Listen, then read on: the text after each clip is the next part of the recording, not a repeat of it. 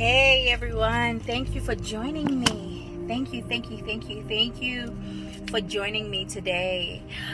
If you don't know, I am Talia Stevenson. Thank you for joining me today. I just want to encourage someone. I know many times we're going through the motions and we believe that God is doing something for us, or we were once on fire for doing something that we know that God called us to do, and in the midst of that we get discouraged. So today I just want to encourage you. Stay strong, stay bold, be fearless, and know that once God give you a promise, his words will not come back void. You know, as I was thinking about this today, I really thought about Abraham and Sarah. They were in their 90s, almost going to 100 years old, and here comes an angel from the Lord telling Sarah and Abraham, this year next time you'll be having a son. And Sarah was like, I'm 90 something years old, and me and my husband were old, and you're gonna give us a child next year this time? She didn't believe it, but Abraham did, because he believed in God. He had an established relationship with God, where God had already proven himself to Abraham. So Abraham already knew that whatever God told him he was going to do, he is going to do. So Sarah never really believed in the promise.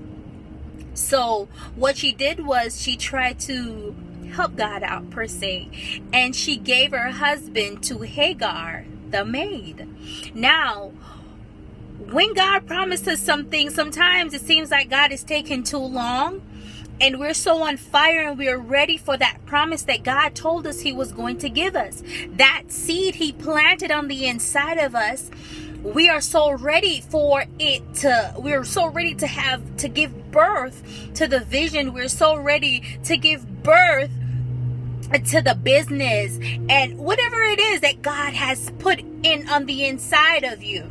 So what Sarah did was she couldn't wait for the birthing or the process for the promise. She gave her husband Hagar, which was the maid, and they had Ishmael. Now Ishmael was an illegitimate son that God didn't promise her. So I just want to tell you that God don't need your help when God is trying to do something in your life. If God promised you that, hey, I'm going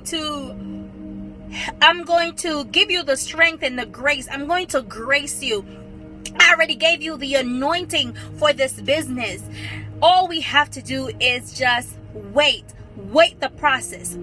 Wait in the process towards our promise. And in the midst of waiting, what are we doing to educate ourselves and so we could move forward, so when that time comes or that opportunity comes, we don't miss out on what God has for us. So all I'm just saying is, I'm just encouraging you to stay on track. Even though you feel like you're old and your life is just passing you by and everybody else flourishing, especially the ones that don't serve God, they have all of this going on for them. God promised you the business. He said you're a multi-millionaire. He said that he will save your family. He said that he will save your daughter. He said he's saving your son. He said he's going to fix your marriage. He said he's going to heal you. He said, but if he said it, he is going to release it. So all I'm just saying is, in the process of waiting for that promise, the promise that he has given us, because remember, he said his words will not come back void. His words will not come back void. So in the meantime, stay encouraged. Educate yourself. Network. Whatever it is that you have to do. If it's healing, pray.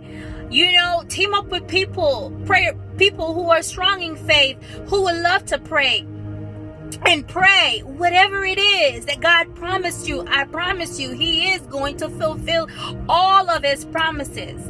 So I just want to encourage you, just not to be like Sarah, because what happened was when she tried to help God, and she tried to help out God by giving Hagar to her husband, so they had Ishmael, she was troubled. She was miserable because that wasn't God's plan for her. So don't interrupt God's plan thinking you're helping him out. Because no, God don't need your help. He don't need our help. He can do it. So just stay encouraged, be encouraged, uplift yourself, be bold, be fearless, and let God have his way in your life. And just thank you for joining us. I'm Talia Stevenson. Be encouraged. You can join us on our Facebook page. It's called Prayer for the Nation. You can join in, send us messages. We're going to start